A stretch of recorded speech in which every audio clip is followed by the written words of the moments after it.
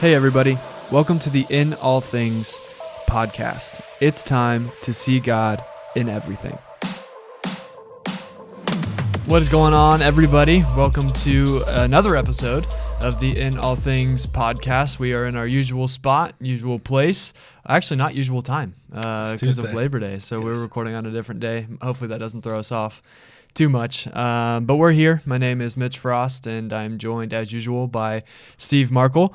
Good morning, sir. How are you? I'm good. Doing well. How are you? I'm good. Yeah? Yeah. You enjoy your extra day off? Oh, yeah. The long weekend? I loved it. Yeah. It was awesome. What did you do?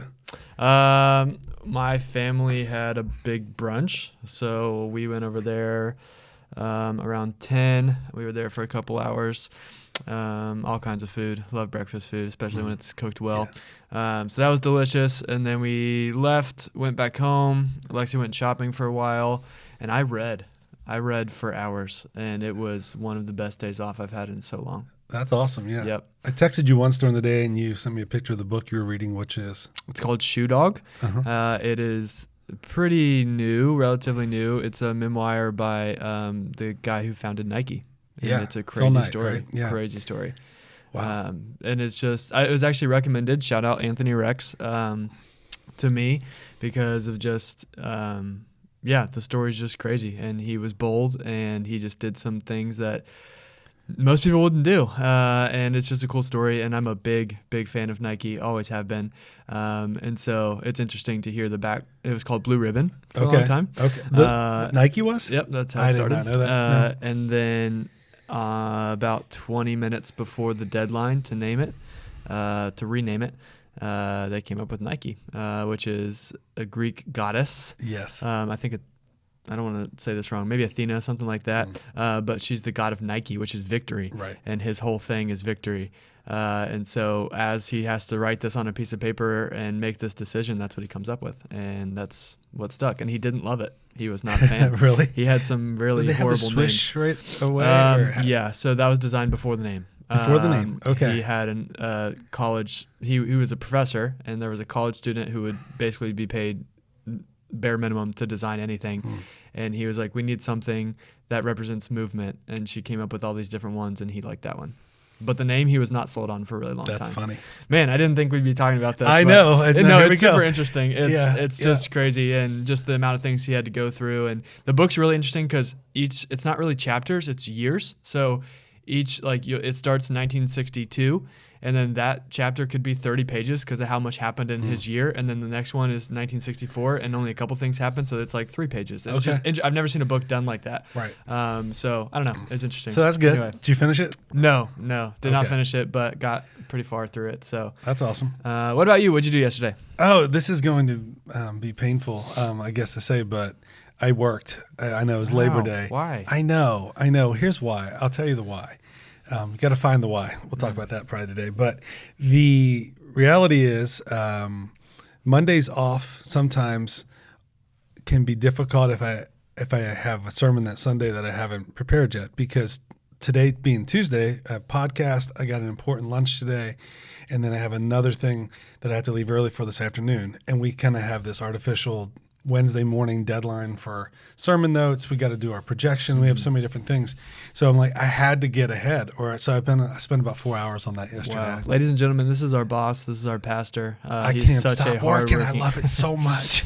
I mean, and actually I'm really excited about this week because I'm always more energized, I think, the week coming off of I call it my bye week, because you preached Sunday and did a fantastic job. But having that break, and I probably should have worked ahead last week, so I could have been not working Monday, but I don't know. Yeah. Found other things to keep busy with. But anyway, so I did that for about 4 hours, and then watched some baseball and football and relaxed. So, I mean, it wasn't hard. What about your weekend as a whole?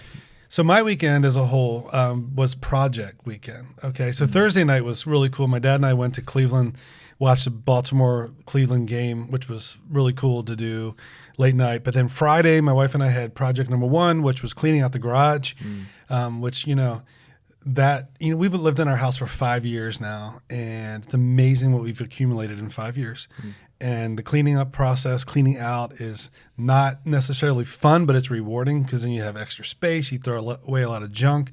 We had some funny laughs together. I won't share here. She wouldn't want me to tell everybody, but some funny things happened. Maybe I'll tell you later. But it was, just a crazy fun time, if as fun as that can be. And then on Sunday afternoon, Sunday night, she wanted to clean out the basement, which was even worse than the garage. We had 2 weddings in the last 5 years, some other family events, graduations, and just accumulated stuff without getting rid of things because maybe we'll need it. And man, that was worse. And I didn't help as much with that because we have different ways of organizing sometimes, and sometimes that can lead to little frustration. So I'm like, if you need me to carry some heavy stuff, just let me know. So anyway, that's not super fun, but it sounds like a rewarding. It was weekend. accomplishing a lot. One thing that frustrates me too, and this is so stupid, but like the trash comes on Friday morning, and then we're doing all this work starting Friday. So we have so much just bags of trash in the garage, and I got to look at them till Saturday because we had Labor Day, so trash is the daylight. So, and that's stupid. That's annoying, but I have to see that trash all week. So anyway, what else did you do this weekend? You had a fun weekend. Isn't that exciting? Super exciting weekend. I played some pickleball on Thursday. I'm really into pickleball right now. So I played that for a couple hours Thursday. Went to one of my friend's little brother's soccer games, so that was cool. I'm a soccer player, used to be, so every time I watch it, I'm like, man, I miss this. So that was fun. Friday, didn't do much Friday. Just kind of hung out. Saturday. We'll talk about this. Yeah, yes. I was part of we got to serve in the Brock Strong Labor Day I'm pointing baseball to my tournament. Shirt for those who are listening. Yeah. Yes. So got to do that Saturday for most of the morning and afternoon. That was fun. We do that every year. And if you're rocking one of those T-shirts, which Steve is rocking right now, I designed them. Yes. So I love them a lot. Yes. But that was cool. And so that was fun Saturday. Saw Spider-Man. Again? It went back into theaters. For the 21st time. With like 20 more minutes of extra scenes and different things and more time of the Spider-Man, the 3 of them together and stuff like that. We talked about Spider-Man a good bit on this podcast. We don't need to, so we don't need to go there. But that was cool. And then Saturday night was the Buckeye game. So there you go. Yeah, that was fun. We did have a little gathering at our house. That was fun. Yeah. Yeah. It was forgot about that. It was an okay game. We won, so that's all that matters. Beating Notre Dame is a big deal. Yeah. It didn't, wasn't fireworks okay. Yeah. So, but that was cool. And then, preached Sunday. Yeah. So that was fun. It's always a good time for me. And then Sunday night, I slept a lot that afternoon and just didn't do anything. Yeah, it's nice to have off. Sometimes when I'm looking at the calendar, scheduling you to preach when you don't have the wells, kind of a nice thing. Yeah, very nice. So, that's. How'd you feel Sunday preaching? How did you feel about the sermon? Good. Yeah. Yeah, I thought it was good. We've talked about this kind of stuff on this podcast before, but usually I come off stage and I'm like, I don't know, like I'm not really sure. But I felt good about Sunday, and I felt better about the second service than the first service. First service I thought went good, but second service just felt like I knew where I was going and felt more confident about it. My observation: you're never that tied to your notes, but you were more tied, like I am typically at the first one compared to the second one. You were free of those, and I felt like you were just speaking off, from your heart, like you were the first time, but it just was more, I don't know, it was better than the first one. I usually feel that way too, the second one. And the crowd was fuller, the second service too. Which, we can talk about that. Yeah. Labor Day crowd wasn't bad. No, not bad. I mean, it was off from the week before, but the rain actually helped us. It might have helped us. Yeah, there was I saw a lot of baseball players that would have been playing a game, but they got rained out and they came to church. So I think that was good. The energy was real good. Jared and the band brought the energy with the worship, and it was a good day for a Labor Day weekend for sure. Yeah, absolutely. I was telling my wife this, like I looked out both services and there was a couple times, how you kind of make eye contact with different people in different sections, and multiple times it was like, I don't think I know them. Like, I don't think I've seen that family or that couple before, which was kind of cool. Yeah, I'd say, too, we had at Guest Central, where I meet people after the service where Sharon and I are, we had guests multiple guest bow services, which was really cool for Labor Day weekend. Yeah. Some families, really cool one. I didn't tell you this. At the second service, there was a man and his wife and one of their daughters. They actually have 8 kids, Wow. a blended family, but only had one with them that weekend. And she went to Kids Live. And they came in and I greeted them. It was like 10:55. And showed them where to go to check in for the kids and everything. And they seemed a little familiar.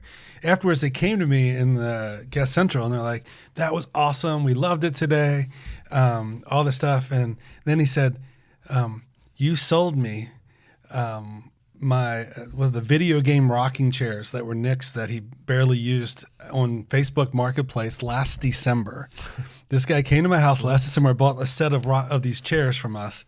And I had a conversation with him. He said, you invited me to church back then, and we've been meaning to come, and now we came today. Wow. 9 months. That's and it was, crazy. And they are like, we'll be back. We're going to fill up your kids' ministry. We got 8 kids from like 5 through 13. And so they loved it. So I was Wow. like, this is so cool. That's awesome. You never know the times that you invite people, how they take it, and Or how long it's going to take. how long it's going to take. So it's like, that was just one of those like, wow, that's really cool. Thank you, God. That's awesome. So yeah. Yeah, it was a good day. I thought everything went well. Yeah. So today, what I want to do is I want to spend some time. I am typically I mean 99% of the time, the one who prepares the conversations that we have on this podcast. Correct. If you're new to listening or watching this, Steve usually goes into these blind, not quite sure where we're going to go or what we're going to do. And so I usually spend the week before kind of preparing what we're going to do on the next week's episode. Correct. But last week I spent a lot of time, obviously, preparing my sermon, which I do every week, but it's a little bit different when I'm doing 2 services and so instead of spending a lot of effort and energy on preparing a brand new, different podcast episode, I just thought we would kind of have a longer conversation on the idea of consistency. Well, it's funny because you had that title for this week. So you give me like the title. You don't give me anything else. And you don't like me asking too much. But with that in mind, I sat there Sunday morning while you were preaching and I took notes. Oh, man. And I highlighted a few things. I thought this might come up. So this is cool because we haven't talked about this. But a few questions I could ask you. Okay. A few things we could talk about. Sure. Do you want to start? Do you want me to start? Sure. Go All for it. right, I'll start. One of the things that I jumped out to me at the beginning of the message and talking about consistency is when you said we don't celebrate consistency enough. It's expected, but not celebrated. And I was thinking about that immediately when you said that about take it personal. Of course, that's what we do, take sermons and make them personal. I think about how a lot of times as pastors and people in ministry, people look to us and they want us to be consistent examples of following Christ, good behavior, morality, and all of that. And sometimes it gets celebrated, but most of the time it's just expected. But what gets noticed and what gets talked about, not really celebrated, but what gets talked about a lot is when the pastors fall, when they fail. I mean, everybody wants to celebrate that on the news. It's kind of like that. It's like it's like, I don't know why, but it's something that the world loves to celebrate, seeing people that speak morality, but then they don't live it out. So that just hit me. But it's not just true of us in ministry. It's true of anybody. Yeah. I mean, people expect consistency and they celebrate the things that are not funny. They celebrate. Like even when you think about sports, I think about, because I watch so much with baseball and football, the people that are consistent a lot of times don't get noticed as much, but the ones that have these hitting streaks or they have a big season, they get noticed. And it's funny sometimes you look at guys that have had this amazing career and they've been all-stars, they've been, made all-star teams and all-pro, all that, but they've never been like the MVP or the most talked about person. But man, consistency should be celebrated more. Yeah. I think that sometimes we're not because we don't celebrate enough. So was there more thinking behind that you had? No, that's interesting that you brought up the negative side of it, though. I didn't even think about that. Like, I think we're quick to celebrate the cool things, the crazy things, the MVP, the oh my gosh. But I never thought about the fact that we also celebrate the almost devastating. Like we almost celebrate the other side of that too, where it's like, oh, that person who always says this and tells people not to do this, they did that, right? And people are quick to jump on that too, which I just think is interesting. I think so many things go unnoticed because consistency is so expected. And it's not like the sexy, cool, fun conversation that everybody's having. nothing. It's just like, oh yeah, Right. we expect things that are consistent to stay that way. I know. You know? And I don't think it's a celebration necessarily, but right before we started, Jared brought up something that was in the news this weekend, I think it was Friday, that the CFO of Bed Bath & Beyond committed suicide, jumped out of the Jenga building where their offices were in New York City and fell to his death because of something that has been done that was obviously he was going to be getting in trouble for, going to jail for, probably to avoid that. I think he was in his like late 40s with a family. So people look at that and it's like big news and people make all their comments all over social media, and it's just people like to see people fail. Not necessarily people die, but they don't celebrate the consistency. So I think it's something that we all should strive for in our lives. But one thing I thought of too is like the idea of consistency. And then somebody said, it's just like, somebody came to me afterwards and they walked by when I was greeting guests and say, it's just like being on a routine. It's a routine. That's the same thing. I'm like, is it the same thing? Is consistency and routines, are they the same thing? Interesting. Okay. Yeah. So what do you think about that? Because I'm gonna go no. I was thinking no. When he said it to me, I was like, I'm greeting people on Sunday morning. I'm not going to get into a deep argument or discussion with this person. Not that they were trying to be that way, but I think they're two different things. Yeah. I think routines change. I think like times of your life change, and sometimes your routines are one way and then something changes. Like, for me personally, I'm starting to, prepare for having our first kid. And I know that a lot of my routines are probably going to change. A lot of the things that I do on a daily basis are going to look a little bit different. But that doesn't change the fact that I can be consistent. Right. Certain things can stay consistent even though routines change. So I would say they're different. Yeah.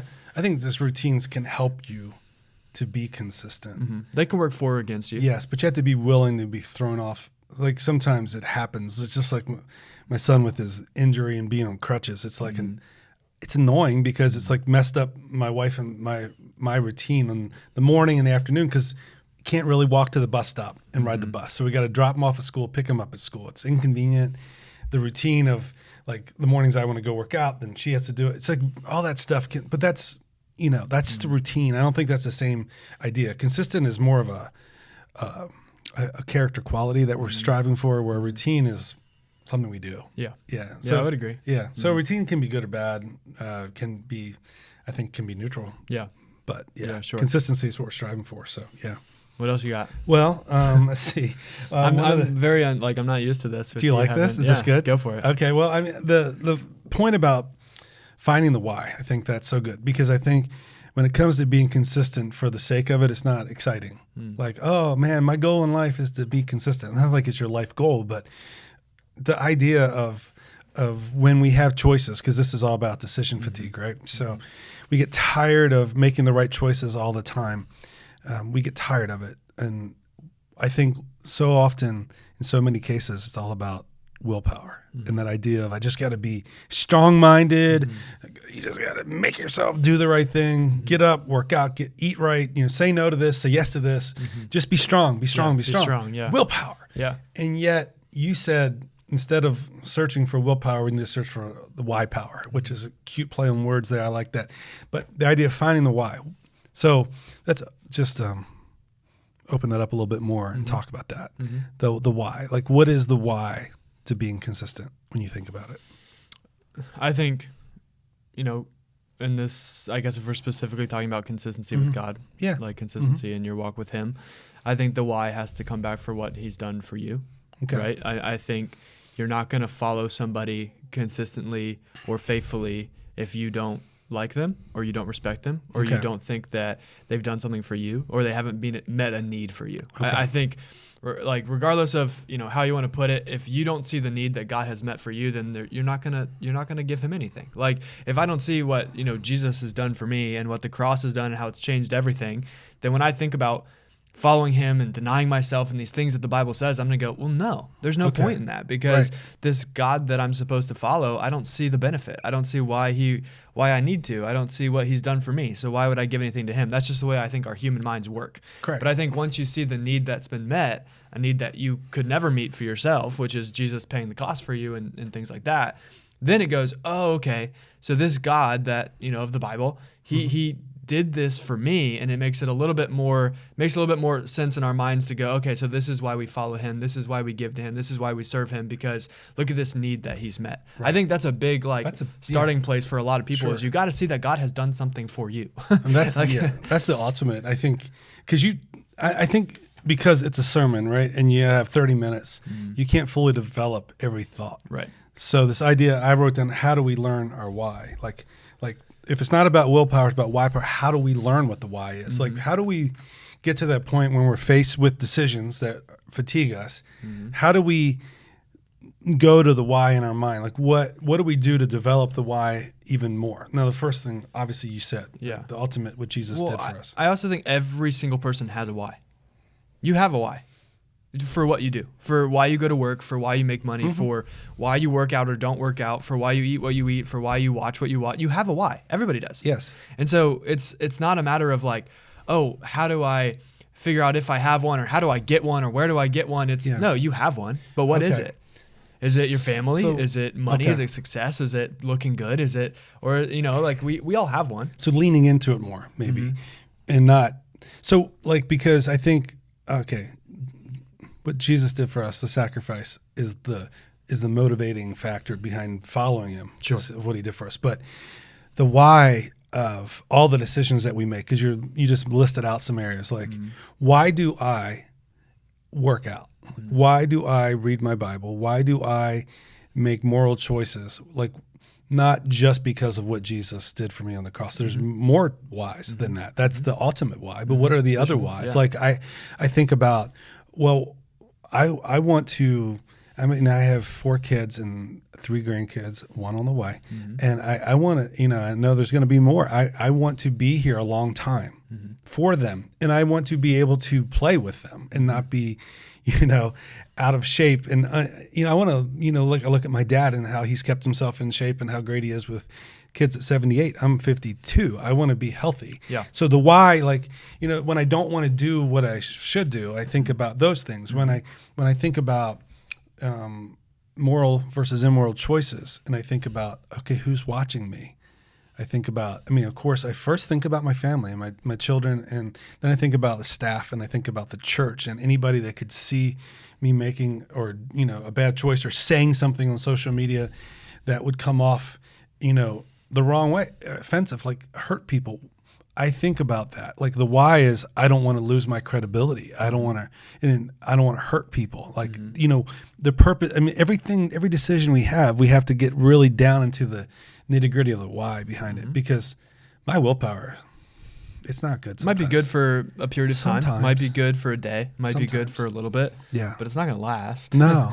It doesn't matter how strong or mentally tough. Some people are, like they have such good willpower and they can just tell themselves to do anything. But most of us are not like that. No. And we might have streaks of that. But willpower is just going to fail you. These guys are talking on the radio this morning, listening to 97.1, and they were talking about the weekend and how much drinking they do with football games and all that stuff. And there's a place where you can go and get what do you call it? Like a bag, IV to refresh you after you've been drunk really bad, And we're just talking about that, how they do that. They just plan to just make all these bad decisions, eating, drinking, terrible, and then revitalize themselves with with an IV and go get vitamins pumped into their body. Like, I don't want to. I just want to think about, why am I doing what I'm doing, and where am I? Where's it heading for me? Yeah. I don't know. Is there any other thoughts that you have about the why power idea? I think it does go back to this pre-decision thing that's kind of been, in every week of this series so far. You pre-decide some of the things that you do. You pre-decide kind of your mindset so that when you get to a hard decision, or you get to a temptation, or you get to something, you've already pre-decided what you're going to do. And I think knowing your why is kind of a way to pre-decide. If I know my why, that I want to preserve the way that my family sees me, I want to preserve my health, I want to preserve, well, then when I get to those decisions of like, okay, am I going to work out? Am I going to stay in bed? Am I going to do that? If I already know my why and I'm really confident in my why, then that's kind of pre-deciding to do those things. Yeah, I think that's really good. And I think for me too, I think about some of how I grew up in more of a legalistic background. It was like, here's what you do. It doesn't. You don't even need to know the why. It's like when parents say, "You just do it because I say so. Because I said so, do it." Well, I mean, so there's things that God says because God said so. I should do them, but I am more motivated to do what God says when I know why. Yeah, absolutely. And I think like what you're doing with students is it's beyond. Don't do this. This is sin. Don't do this. This is sin. It's like, here's why this sin will hurt you. Yeah. Here's why. Yeah. Like, because I think today people are not that motivated just to say, well, I don't want to sin. Here's why I don't want to sin. It hurts the heart of God first, but this is also the ramifications in my life. If I go this direction, we're human beings. Right. Sin has effects. Right. Yes. So anyway, I think that was a good point and a good way to go. And let's talk about a point that I didn't really like. But I know what you meant, and not saying it was wrong. I'm just saying, it hit. You know where I'm going, probably, but it hits you like no, because one of your points was plan to fail miserably. After finding the why, plan to fail. Like everybody, that goes against the teaching of don't plan to fail. You should plan to succeed, plan to be successful, make the right choices. Don't plan to fail. And I know you're not saying, here's an excuse, go ahead, just plan to make a mistake and sin. I get the point. But I don't like the idea of expecting it to happen. Like, I don't want to expect it to happen. And I know I'm not perfect, and I'm not perfect. But do you know what I mean? How that point kind of just, when you were preparing, how did you come to that? I am a perfectionist myself. And so when I personally go into this conversation, not even to preach a sermon on it but just to live it out consistently with God, I always come up against that wall of like, well, I'm going to mess up. And sometimes what that does to me, and this might just be me personally, what that does for me is like, I'll get really motivated because I'll go to, when I was in high school, summer camp, or I'll go to a conference, or you'll preach a good message, and man, I'm motivated. And so then I'll go a couple days consistently, or I'll go a week consistently, and then I'll mess up. And I'll get really in my head of, oh crap, I just messed up. God's probably so disappointed in me, and I let him down and I failed. Right. So then because I start thinking those thoughts, usually what happens for me is then I'll go another week of doing nothing. Or I'll go 2 weeks of doing nothing because I'm so fixated on the fact, well, I tried and I slipped up and I let him down.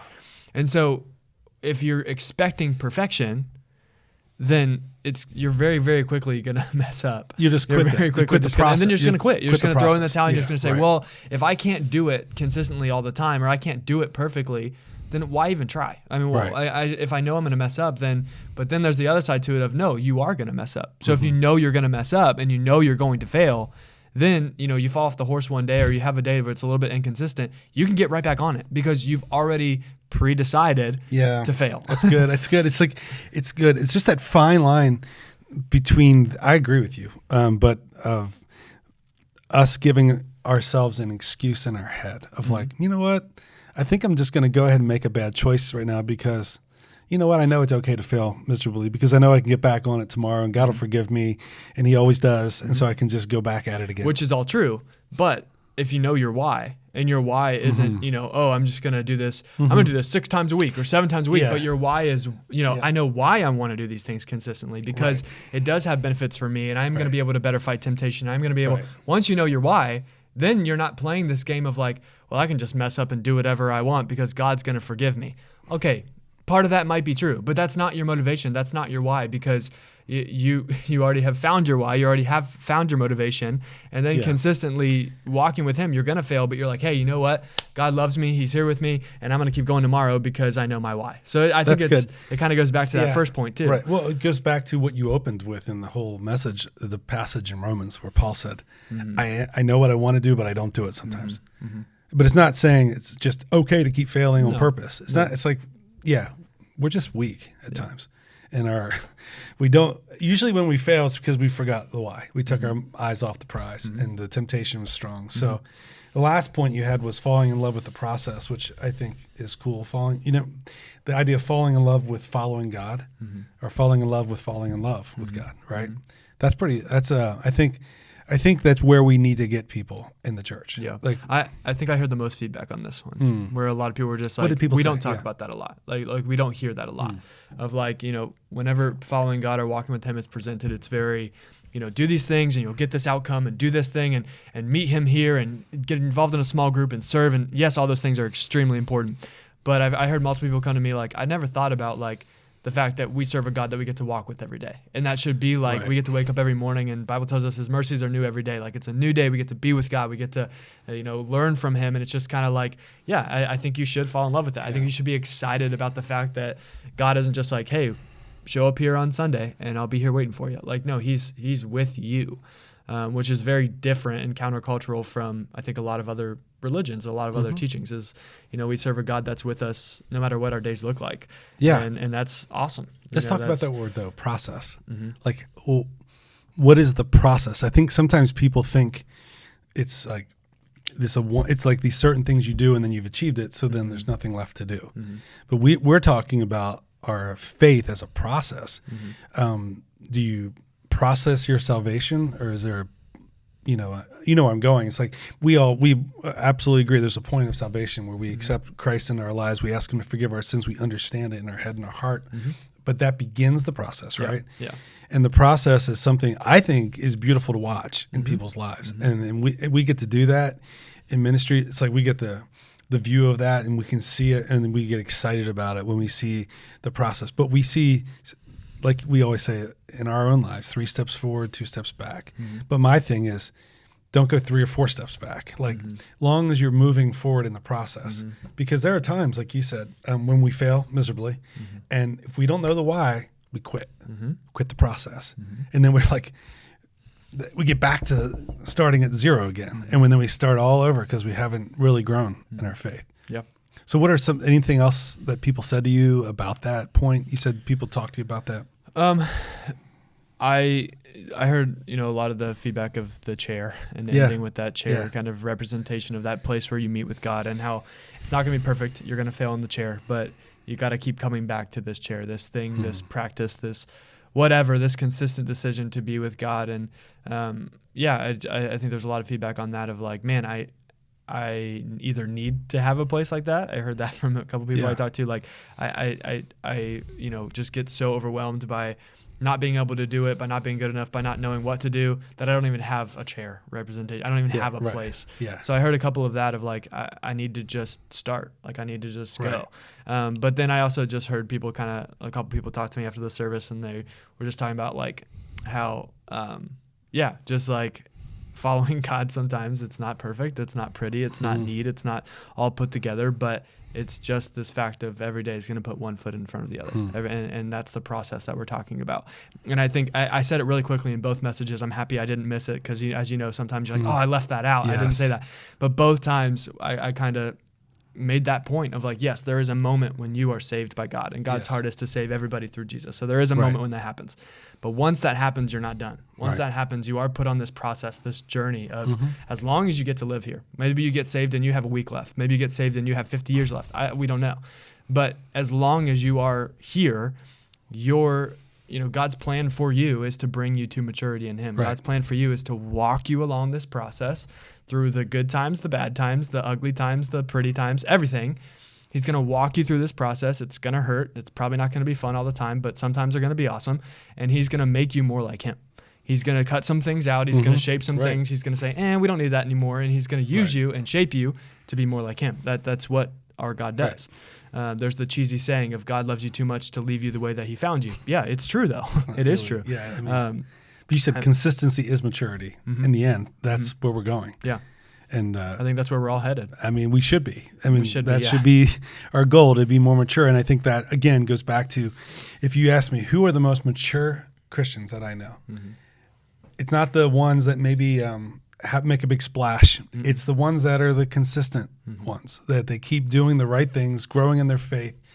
You talk to them and you're surprised. Here, let me just say, too, like with what you just shared, I mean, and this goes more personal with us, but the idea of preaching, and it's not a performance. You're doing it for the Lord, but you want to do a good job. We both put a lot of work into that.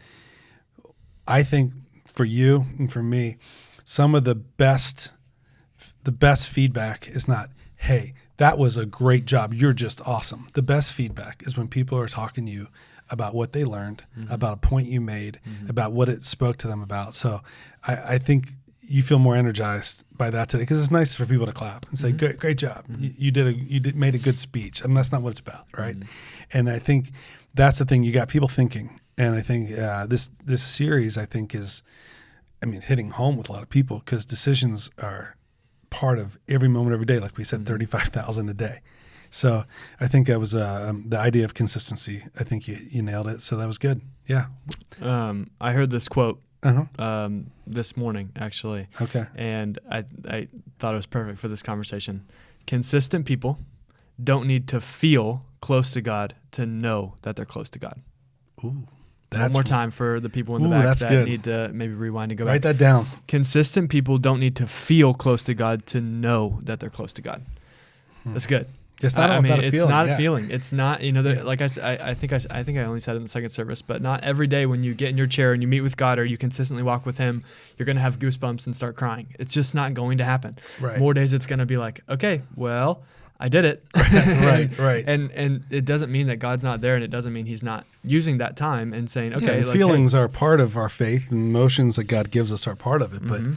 But yeah, you're not going to feel feelings all the time. Some mornings you're just tired. Yeah. Some mornings, or whenever you spend that time in the chair, wherever you are. But yeah, I really think this quote is so true. If you're consistent, if you're mature, if you're close with God, you're not constantly going, okay, I don't feel Him. Am I close? Is He there? Does He love me? No, you're okay. I might be going through a time where it's a little bit harder to get something out of this every morning, but I know He's there, and I know I'm with Him, and that's all that matters. Right. And so yeah, I think that's a good closing thought. Maybe. Yeah, I was gonna say, you know what? I've kind of taken over a little bit of control here, so I'm gonna let you wrap this thing up. Okay, sounds good. Any landing, closing thoughts? Anything that people can take away from this to start being more consistent today? Well, I think I would land with this. It's a decision to be consistent. Being consistent. This whole series is about decision fatigue, but it is a decision that we make to be consistent. It's not something that happens accidentally. I'm going to be really piggybacking on that this week and talking about a decision that we make to be devoted to God. And that, it may be redundant in some ways, but we're going to look at some other passages, some things that Jesus said about being devoted and what that really means. But that's a decision. It's a decision to be consistent. It's a decision.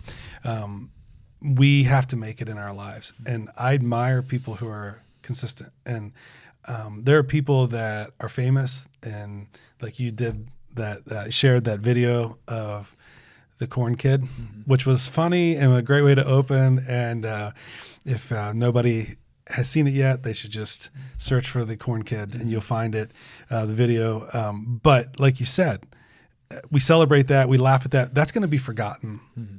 In a couple weeks, probably we'll move on to the next reel. But the truth is, the people that we admire the most sometimes are the ones in lights, the ones that get all the press. But we should admire and celebrate consistency. And I know in my life that's one of those things that I want people to be able to look at me and be like, you know what? He's consistent. I know what I'm going to get when I talk to Steve. This is the type of person he is. He's not all over the place and out there crazy. He's going to be consistent. So I think it's something to strive for. So make that decision. Yeah. My closing thought is when we get to heaven one day and we all are going to stand before God and either be, let in or kicked out. And I don't know about you, but I would love to hear God look at me and say, well done, my good and faithful servant, right? He's not going to say, well done, my good and perfect servant. Well done, my good and popular servant. Well done, my good and famous servant.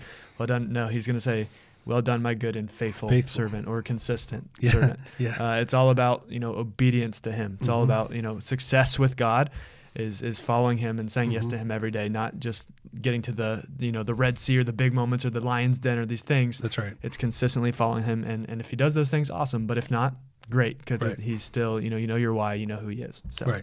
That's good. Cool. Anything else? No. Well, thanks for leading the conversation today. Well, thanks for participating. Let us know what you thought. Give us your thoughts, your opinions, questions, topic ideas, anything. You can send it to us at any time at podcast@sycamorecreek.org, or just message us on social media. And we would love to continue to make these conversations what you guys want to listen to. We hope that it added something to your life. And if you disagreed with it, great, let us know. But don't stay mutual. Apply this to your life. Do something with it. Wrestle with it. Send it to someone. And we'll see you next week on the In All Things podcast. Thank you so much for listening to this episode of the In All Things podcast. Our challenge for you today is to send this episode to one person. Seriously, think of somebody right now that could use this conversation and send it to them. If you have any questions, feedback, or topic ideas, please send them to podcast@sycamorecreek.org, and make sure you follow us on Instagram and Facebook at Sycamore Creek Church so that you can always see what's going on in our world. If this conversation helped you at all, make sure you share it, leave a review, and subscribe so that you don't miss out on a single episode. We love you, God loves you, and we'll see you next week on the In All Things podcast.